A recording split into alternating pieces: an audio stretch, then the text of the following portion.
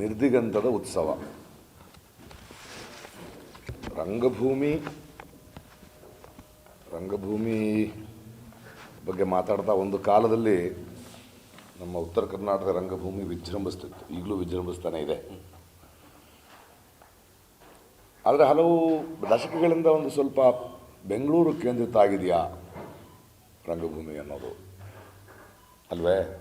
ಈ ಸಿನಿಮಾಗಳು ಹಾಗೆ ಆಗಿಬಿಟ್ಟಿದೆಯಲ್ಲ. ಒಬ್ಬ ಕವಿ ಆಗಬೇಕಾದ್ರೆ ಒಂದು ಸಿನಿಮಾದಲ್ಲಿ ಹಾಡು ಬರೀಬೇಕು, ನಟ ಆಗಬೇಕಂದ್ರೆ ಸಿನಿಮಾದಲ್ಲೂ ಟೆಲಿವಿಷನ್ನಲ್ಲೇ ಮಾಡಬೇಕು, ನಿರ್ದೇಶಕ ಅಂದರೆ ಹಾಗೆ, ಹಾಡೋದಂದರೆ ಹಾಗೆ.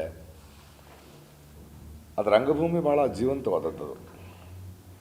ಈ ನಿಟ್ಟಿನಲ್ಲಿ ರಂಗಭೂಮಿಯ ಕೆಲಸ ಆಗಬೇಕು, ಒಂದು ಹೊಸ ಚೈತನ್ಯವನ್ನು ಕಟ್ಟೋ ಕೆಲಸ ಆಗಬೇಕು. ಅಂದರೆ ಎಲ್ಲ ಕಡೆ ಭಾಳಷ್ಟು ಜನ ರಂಗಭೂಮಿ ಕೆಲಸ ಮಾಡ್ತಾನೆ ಇದ್ದಾರೆ.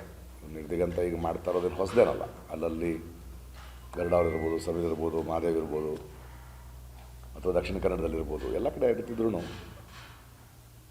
ಒಂದು ಉತ್ಸವದ ಒಂದು ವಾತಾವರಣ ಮತ್ತೆ ಸೃಷ್ಟಿ ಆಗಬೇಕು ಅನ್ನೋದು ನಿರ್ದಿಗಂತದ ಆಶಯ. ಅದೇ ನಿಟ್ಟಿನಲ್ಲಿ ಈ ಉತ್ಸವಕ್ಕೆ ನಮಗೆ ಮಹಾದೇವ್ ಒಡಪದವರು ಒಂದು ಹೊಸ ನಾಟಕ ಮಾಡ್ತಾಯಿದ್ದಾರೆ. ಈಗ ಸಹನಾ ಪಿಂಜರ್ ಒಂದು ನಾಟಕ ಮಾಡ್ತಿದ್ದಾರೆ. ಅಲ್ಲದೆ ಇಲ್ಲಿಯ ಸ್ಥಳೀಯ ಜನಪದದ ಬಗ್ಗೆ ಮತ್ತು ಇಲ್ಲಿಯ ರಂಗಭೂಮಿಯ ನೋಡ್ತಾ ಇರುವಂಥ ವಿಷಯಗಳನ್ನು, ಅದರ ಬಗ್ಗೆ ಒಂದಷ್ಟು ವಿಚಾರ ಸಂಕಿರಣಗಳನ್ನು, ಒಂದಷ್ಟು ಸಂವಾದಗಳನ್ನು ಮತ್ತು ಉತ್ತರ ಕರ್ನಾಟಕದ ಬೇರೆ ಬೇರೆ ಜಿಲ್ಲೆಗಳಿಂದ ಒಂದು ಇಬ್ಬಿಬ್ಬರು ಮೂರು ಜನ, ಒಂದು 80 ಜನ ಪ್ರತಿನಿಧಿಗಳು ಅದನ್ನು ಪ್ರತಿನಿಧಿಸ್ತಾ ಅವರು ಡೆಲಿಗೇಟ್ಸ್ ಆಗಿ ಬರ್ತಾರೆ. ಅಂದರೆ ಇದೊಂದು ಹಬ್ಬ ನಮ್ಮ ಸೃಜನಾ ರಂಗಮಂದಿರದಲ್ಲಿ.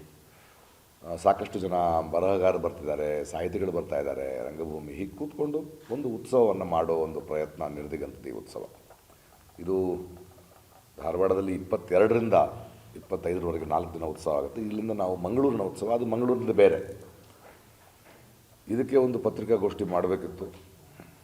ನಮ್ಮ ಪ್ರತಿಭೆಗಳು, ನಮ್ಮ ಕಥೆಗಳು, ನಮ್ಮ ಹಾಡುಗಳು, ಅದನ್ನು ನಾವು ಸಂಭ್ರಮಿಸುವ ಸಮಯ ಅಲ್ವೇ?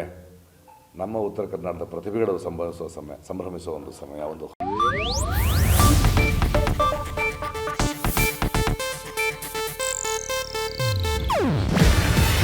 ಇದು ಏಷ್ಯಾನೆಟ್ ನ್ಯೂಸ್ ನೆಟ್ವರ್ಕ್ ಪ್ರಸ್ತುತಿ. ನೀವು ನೋಡ್ತಿದ್ದೀರಾ ಏಷ್ಯಾನೆಟ್ ಸುವರ್ಣ ನ್ಯೂಸ್.